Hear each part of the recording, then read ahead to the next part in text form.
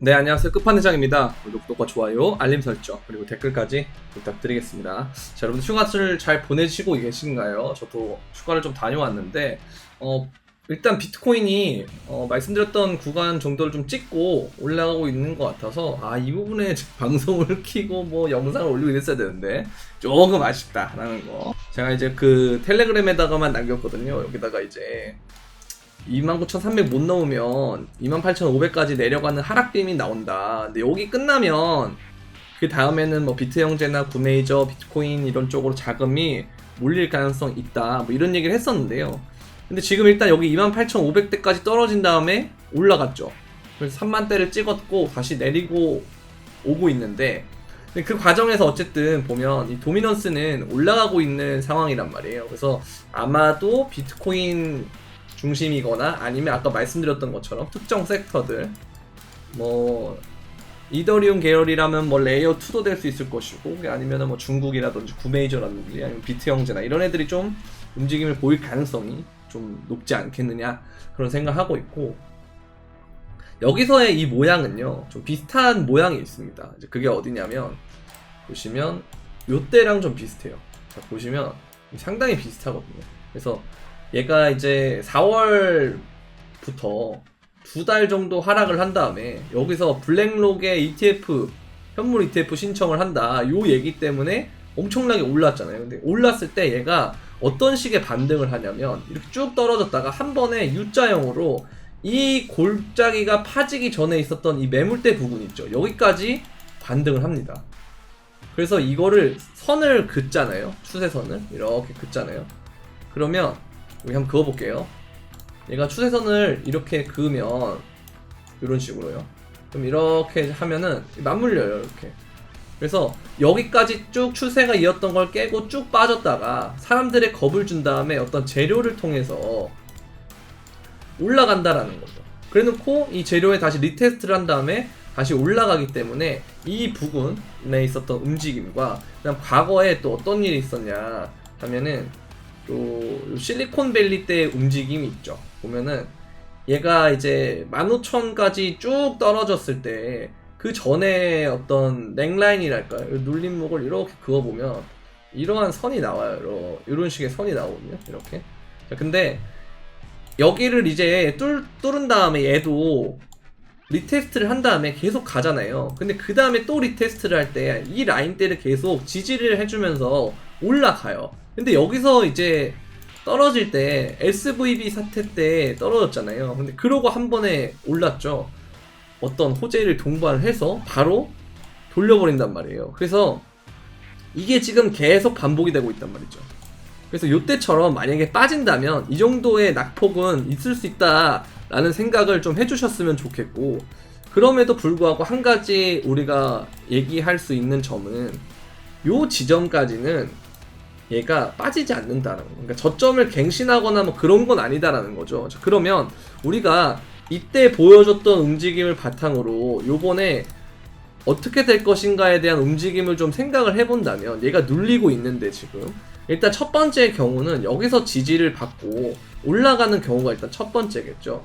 두 번째는 이게 떨어졌다가 올라가는 경우가 있는데, 이게 이제 SVB 사태처럼 내려간다라는 건데, 얘는 어떻게 돼 있었냐, 요때 요 매물대랑 똑같은 거죠. 여기는 깨지 않고 얘가 떨어졌다가 올라가는 거예요. 그러면 만약에 리테스트를 했을 때 얘가 요 지점이 어디냐라고 보면 가로선을 그어볼게요. 그러면 한 이 정도 지점일 거다라고 생각하거든요. 여기나 아니면 한 이 정도, 그죠?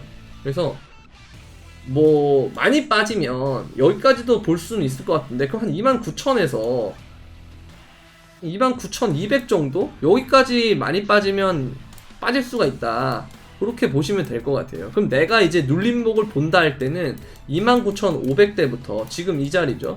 그 다음에 이제 여기서 29,000까지 되게 좋은 눌림목 매매 구간이 아닌가라는 그런 생각을 하고 있습니다. 그래서 되게 좋은 구간이지 않느냐라는 생각을 하고 있고, 자, 그래서 이런 상황인데 만약 여기서 버텨주면서 올라가 준다면, 그러면 얘는 더 이렇게 쭉쭉쭉 올라갈 수 있는 가능성이 높아요. 왜?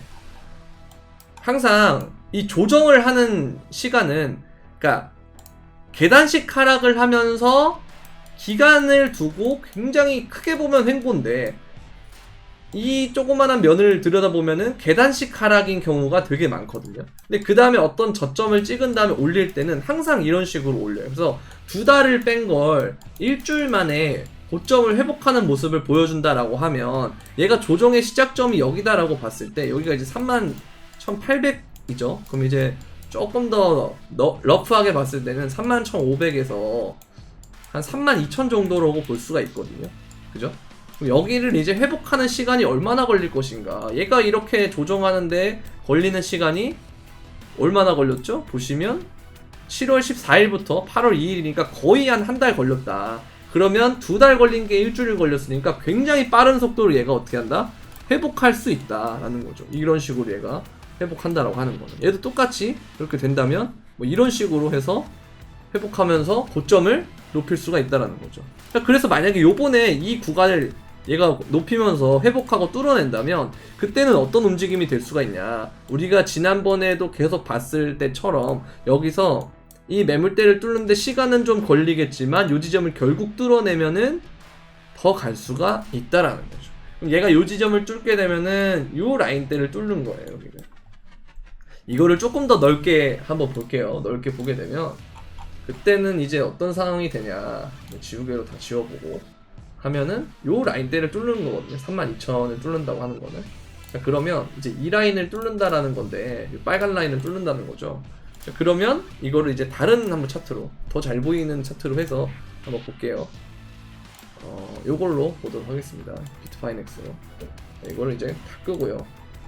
아까 말씀드렸던 이 32,000대의 이 저항을 뚫는다라는 의미는, 그럼 그 다음에 주요 저항이 있는 곳은 어디에 있냐 했을 때 여기 37,000부터 그 다음에 한번 또 그거 보죠. 여기하고 여기가 이제 4만대예요. 그 다음에 또 한번 그거 보면 여기 48,000.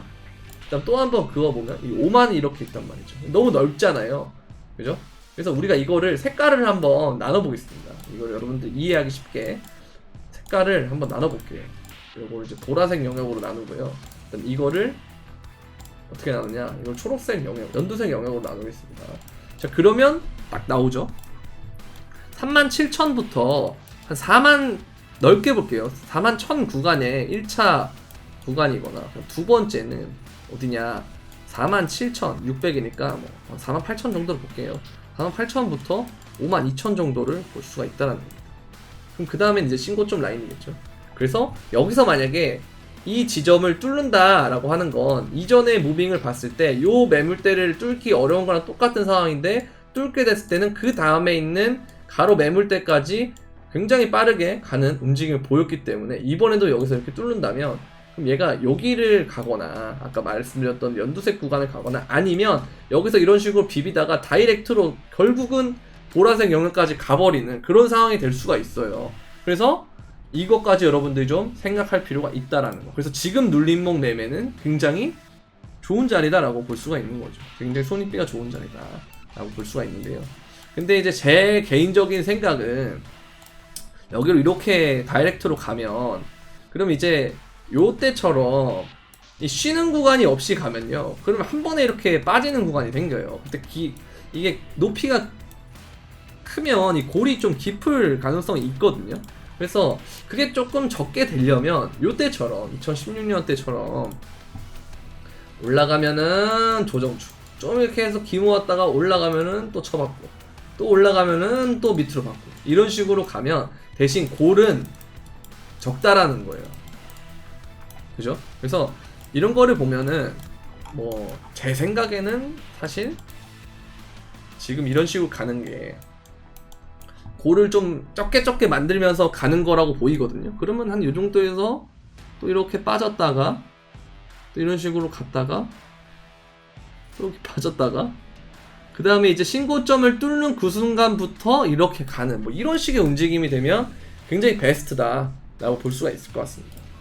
자, 그래서 우리가 당장에 어떤 이러한 무빙들이 바로바로 이렇게 탕탕 가주면 좋겠지만, 근데 그게 아니어도 우리에게는 굉장히 긍정적인 움직임일 수 있다라는 거죠. 그리고 이때 재료가 예전과는 좀 다르게, 예전에는 약간 재료를 없이 올리는 경향이 좀 있었어요. 그러니까 오히려 뭐 반감기라든지 이런 재료가 터지잖아요. 그럴 때는 좀 약간 하락했다가 관심이 벗어나면 그때, 이때죠. 그때 막 올리고 막 이랬단 말이에요. 그러니까 그런 어떤 큰 이슈들보다 예전에 어떤 느낌이었냐면, 왜 오르는지 모르겠는, 호재가 있나? 없나? 이렇게 의구심이 드는데 계속 가격이 오르는 식으로 비트코인이 왔다면, 요즘에는 이때 이후로 뭔가 좀 바뀐 것 같은데요. 은행 위기 터지고, 그죠? 그 다음에 실리콘밸리 터지고, 그 다음에 연준에서 대책 나오고요. 그 다음에 요번에 블랙록이 현물 ETF 한다 그러고, 이번에는 또 뭐냐, 미국에서 신용등급이 강등이 됐어요. 미국 신용등급이 한 단계 강등이 돼서 그걸로 이제 지금 비트코인이 오르고 있는 거거든요. 그러니까 요런 어떤 특정한 시기마다 재료들이 있어요. 그래서 그 재료들을 바탕으로 뭔가 이 조정을 계속 주고, 재료를 가지고 한 번에 올렸다가 이걸 가지고 또 조정을 주고 또 한 번에 올렸다가 재료를 주고 한 번에 올렸다, 이런 게 계속 나오고 있단 말이죠. 그래서 그러한 패턴으로 봤을 때는 이 재료가, 요번에 나왔던 재료가 굉장히 큰 재료입니다. 미국에서 신용등급이, 미국이라는 신용등급이 강등된다는 건 말도 안 되는 소리예요. 그러니까 미국이 강등된다라고 하는 건 뭐 지역적으로 보면 미국이 한 단계 강등됐다라고 볼 수 있지만, 이건 전 세계적으로 경제를 담보할 수가 없다는, 경제 안정성을 담보할 수 없다는 거거든요. 그렇다는 건 뭐다? 증시에는 조금 안 좋을 수 있지만, 이게 비트코인이 잘만 이 호재를 빨면, 그러니까 어떤 식으로 빠냐, 비트코인의 기원인과 블록체인이 생겨난 기원이 은행이 없어져야 된다라는 언뱅크드, 그렇죠? 중앙화를 시켜야 된다. 이 국가들은 너무 독점하고 있고 중앙화돼 있다, 이걸 해결해야 된다, 이런 어젠다로 나왔기 때문에, 그래서 얘가 만약에 오르고 금과 같은 포지션에서 가고 있다면, 그러면 저는 굉장히 좋을 거다라고 볼 수가 있는 거죠. 그렇게 보시면 되겠고, 그리고 지금 달러 인덱스가 조금 걸리는 부분이 있어요. 저는 이게 조금 걸려요. 그러니까 다 좋은데 이 달러 인덱스가 여기서 저항을 계속 받아야 돼요. 저항을 받고 한번 큰 움직임으로 한번 떨어져 주면, 그러면 진짜 베스트일 것 같아요. 근데 만약에 얘가 여기를 뚫으면 그때는 또 위험해지는 상황이 되거든요. 그래서 아마도 요번에 얘가 오르다가 아까 말씀드렸던 그 신용등급 강등 이슈라든지, 그 다음에 또 금리에 대한 부분들, 이런 것들로 인해서 좀 여기 좀 올랐다가 탁 떨어졌으면 좋겠습니다. 이러면 진짜 좋거든요. 항상 달러 인덱스와 비트코인은 뭐다? 반비례다라고 보시면 돼요. 그렇기 때문에 얘는 디커플링 되는 것이 매우 좋다. 그래서 달러 인덱스가 떨어져야 비트코인에도 좀 더 많은 기회가 있을지 않겠느냐 라는 그런 생각하고 있습니다. 그래서 뭐 아직까지는 정확하게 얘가 이 추세선을 돌파했다 라든지 그렇게 보기엔 좀 애매해요. 근데 이거를 어쨌든 만약 돌파를 한다면, 이게 확정 돌파를 하고 하는 상황이라면 그때는 조금 경계를 해야 될 것 같긴 합니다. 근데 제 생각에는 일단 여기서 좀 맞고 한 방에 이렇게 떨어져 주면 정말 베스트다. 그럼 이렇게 되면 제가 말하는 시나리오가 나올 수가 있어요. 정말 빠르게 에코프로처럼 무빙이 나오고 죽는 그런 움직임이 나올 수 있다는 거죠. 메타를 빠르게 타고 죽는 그림이 나올 수가 있다. 왜냐면 이제 슬슬 금리라는 것이 이제 거의 상단을 찍었거든요. 그러니까 이번에 물론 올리긴 했지만 다음 금리 인상을 담보할 수 있느냐, 거의 애매하단 말이죠. 그래서 이게 금리가 동결이 된 다음에, 동결이 연속적으로 되다가 이게 갑자기 금리가 이런 식으로 인하가 되는 그 피봇의 시점이, 그때가 보통 주가가 고점을 찍고 내려가는 그런 단계란 말이에요. 자, 그렇기 때문에 이 동결 구간에서 굉장히 많은 자본들이 엄청나게 오를 가능성이 있다. 그러니까 아직 금리가 동결이 안 됐다라고 하는 것은 차후에 금리가 동결이 되고 인하가 되기 전까지 연속적으로 어느 정도 동결이 될 텐데 그 기간 동안 주가가 더 반등할 여지가 남아있다라는 거죠. 근데 지금 나스닥이 그동안 많이 올랐기 때문에 조정이 될 만한 재료가 이런 것들이 때마침 터졌고, 그때 비트코인이 금과 그 다음에 이 동결발로 올라가 준다면 굉장히 좋지 않겠느냐 라는 그런 생각을 하고 있습니다. 이거죠. 이거 보면은 역시 거시적 고점에서 저점으로 간다 뭐 이런 얘기가 나와 있는데, 비트코인은 항상 90% 되돌림 주고요, 하락 고점에서.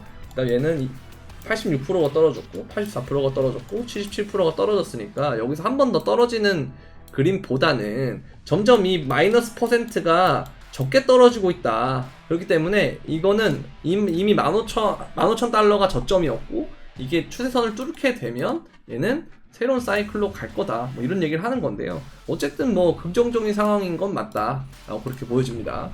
그리고 이걸 보면 온체인에서 특정 고래들이 중간중간마다 개입을 했다라고 되어 있는데요. 요번에도 한동안 고래가 이 15K 때 개입을 한 다음에 그 이후에 최근에 이렇게 개입을 했단 말이죠. 그러면 이제 이걸 바탕으로 해서 얘가 여기까지 올렸듯이 이번에 개입을 통해서 더 많은 걸 올려준다면 굉장히 긍정적이지 않을까 그런 생각을 하고 있고요. 그리고 이제 마이크로 스트래티지가 올 2분기에 비트코인 매입량이 2021년 이후 가장 많다라고 되어 있는데요. 그래서 올해 2분기에만 12,333개의 비트코인을 매입을 했다라는 겁니다. 그죠? 그래서 총 매출이 1억 2,040만 달러로 전년 동기 대비해서 1%를 감소하고, 그 다음에 2분기에 비트코인이 투자 손실이 있었지만 그럼에도 불구하고 계속 매집을 하고 있다라는 겁니다. 그죠? 이게 굉장히 중요한 거다. 사실 제가 계속 말씀드리는 게 현물 ETF가 승인되기 전까지 마이크로 스트래티지에 투자하는 것이 이걸 대용으로 쓸 수 있을 뿐만 아니라 플러스로 마이크로 스트래티지 자체에 비즈니스 모델이 있기 때문에 그 두 가지를 동시에 할 수 있는 그런 구조라 일반적인 ETF보다 비트코인 ETF보다 훨씬 더 활용도가 높다라는 거죠. 그래서 이런 부분들을 봤을 때는 좀 긍정적이지 않느냐라는 생각이 듭니다. 그리고 이때다 싶어서 여러 가지 운용사들이, 그렇죠, 여러 개의 운용사들이 이더리움 선물마저 지금 신청을 하고 있습니다. 자, 그렇다는 건 일단 비트코인도 아직 승인이 안 됐잖아요, 현물이.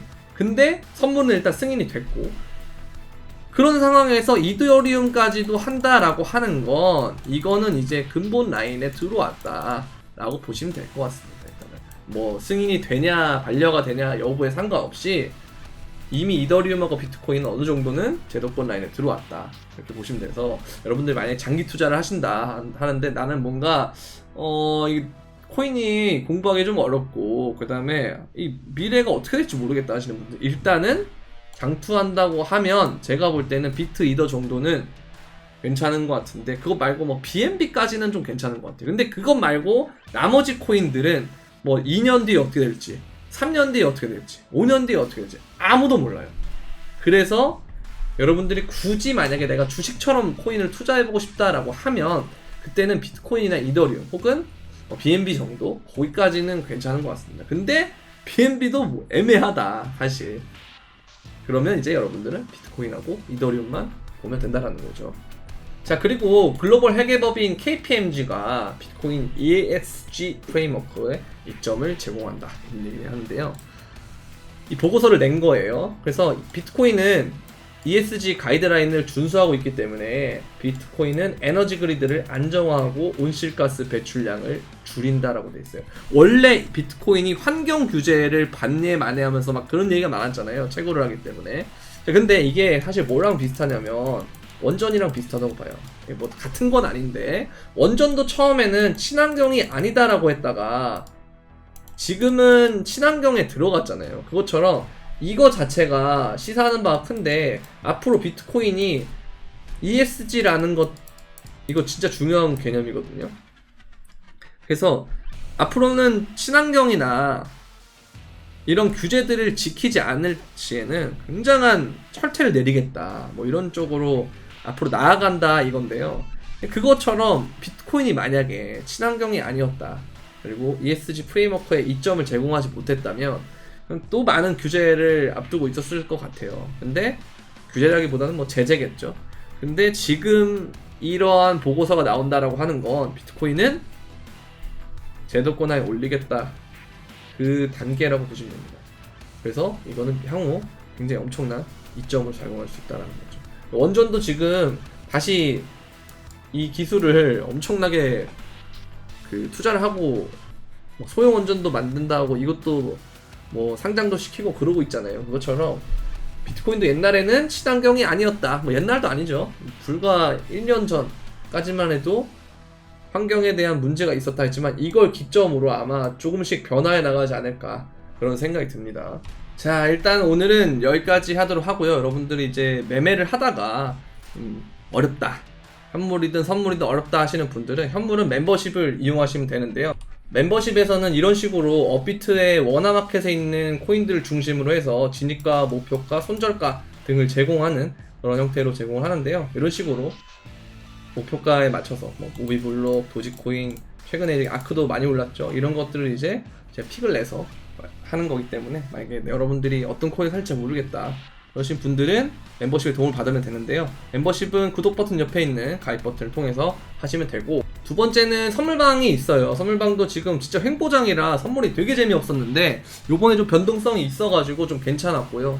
보시면은 이제 요 상황에서 한 번 더 눌릴 거다, 그래서 숏으로 전환을 한 다음에 그 다음에 이제 롱으로 다시 전환을 해서 이렇게 입절을 하고 그 다음에 또 추매까지 하는 상황, 올타겟까지 달성을 했다. 선물도 마찬가지로 진입가와 목표가, 그 다음에 손절가 등을 제공을 하고 있으니까요. 선물 매매 하시다가 좀 힘들다 하시는 분들은, 좀 도움을 받고 싶다 하시는 분들은 구독 버튼 옆에 있는 가입 버튼은 멤버십, 선물방은 영상 설명란에 있는 선물방 가입 신청 링크를 통해서 선물방에 가입 신청해 주시면 제가 확인을 하고 답변을 드리도록 하겠습니다. 자, 오늘 여기까지 하겠고요. 도움이 되셨다면 구독과 좋아요, 알림 설정, 그리고 댓글까지 부탁드리면서 그럼 안녕.